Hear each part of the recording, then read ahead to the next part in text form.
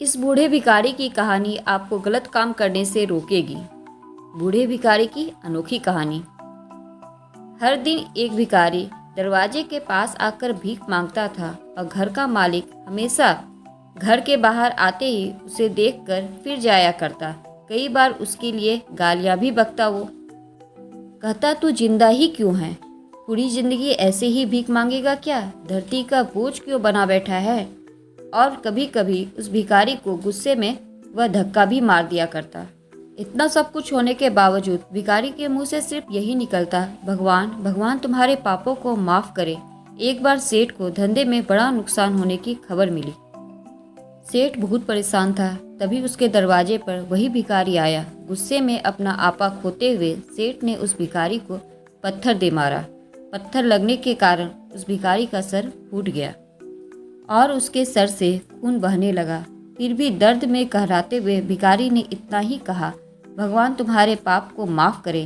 भिखारी वहां से चला गया। सेठ सोच में पड़ गए। भिखारी को पत्थर मारा, फिर भी उसने सिर्फ प्रार्थना की।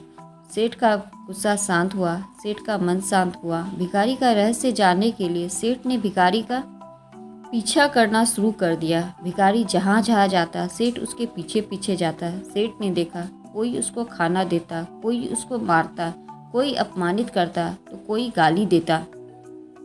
लोग भिखारी के साथ चाहे जैसा व्यवहार करे, लेकिन भिखारी सबके लिए एक ही प्रार्थना करता, भगवान तुम्हारे पाप माफ करे। अब रात होने को आई। भिखारी अपने घर जाने के लिए लौटा। वो अपने घर पहुंच गया, लेकिन सेठ अब भी उसका पीछा कर ही रहा था। एक पुरानी टूटी हुई खटिया पर एक बूढ़ी औरत लेटी हुई थी। काफ़ी कमज़ोर और बीमार लग रही थी। वह भिखारी की पत्नी थी। अपने पति को वापस आता देख वह खाट से उठ खड़ी हुई। पत्नी ने अपने पति के भीख वाले कटोरे को देखा। उसमें सिर्फ आधी बासी रोटी थी। उसे देखकर वह बोली, आज बस इतना ही मिला? और हाँ, आपके सिर से खून निकल रहा है, ये चोट कैसे लगी? बूढ़ा भिखारी बोला, आज बस इतना ही मिला है, किसी ने कुछ दिया ही नहीं। सबने गालियां दी और एक ने पत्थर भी फेंका, इसलिए मेरा सर फट गया। एक गहरी ठंडी सांस लेकर बूढ़ा भिखारी फिर से बोला, यह मेरे ही पापों का फल है। तुम्हें याद है कुछ सालों पहले हम कितने अमीर थे? क्या कुछ नहीं था हमारे पास? हमारे पास हर चीज़ ज़रूरत से ज़्यादा थी, लेकिन हमने कभी दान नहीं किया। और उससे भी बुरा हमने उस अंधे भिखारी के साथ किया जो हमारे द्वार पर भीख मांगने आया करता था। बूढ़ी पत्नी के आंखों में आंसू आ गए। वह बोली, हाँ, हम उस बेचारे अंधे के साथ बहुत बुरा करते थे, उसका अपमान करते थे, उसे खाने के लिए रोटी की जगह कागज़ दिया करते, उसका मजाक उड़ाया करते और कभी कभी मारा भी करते। मैंने कभी उसको रास्ता नहीं दिखाए।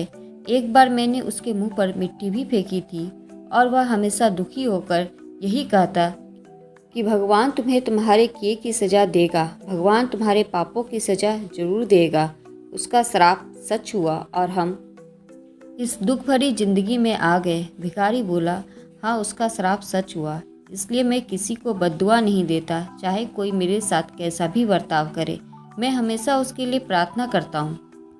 मैं नहीं चाहता कि कोई हमारे जैसा जिंदगी अनुभव करे, किसी को भी हमारे जैसे दुखों का सामना करना पड़े। वो नहीं जानते कि वह कितना बड़ा पाप कर रहे हैं, इसलिए अनजाने में हुए पाप की ऐसी सज़ा किसी को भी मिले मैं नहीं चाहता।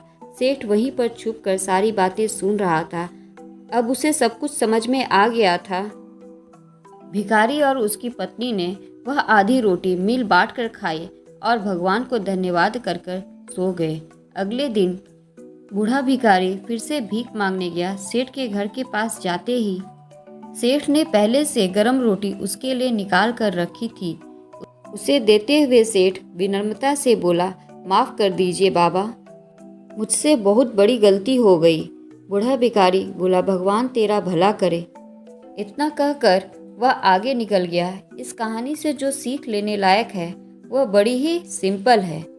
आदमी चाहे किसी के बारे में बुरा कहे या भला करे, लेकिन भगवान सिर्फ कर्म के हिसाब से ही उसको फल देता है। क्या हुआ अगर भगवान नहीं दिखते हैं? लेकिन यह बात बिल्कुल सच है, उसके खाते में सबका हिसाब बहुत बहुत पक्का होता है।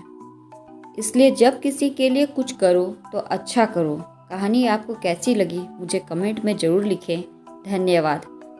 इसलिए आदमी को अपना कर्म हमेशा अच्छा करना चाहिए ताकि आगे के समय में हमें कोई तकलीफ़ ना उठानी पड़े।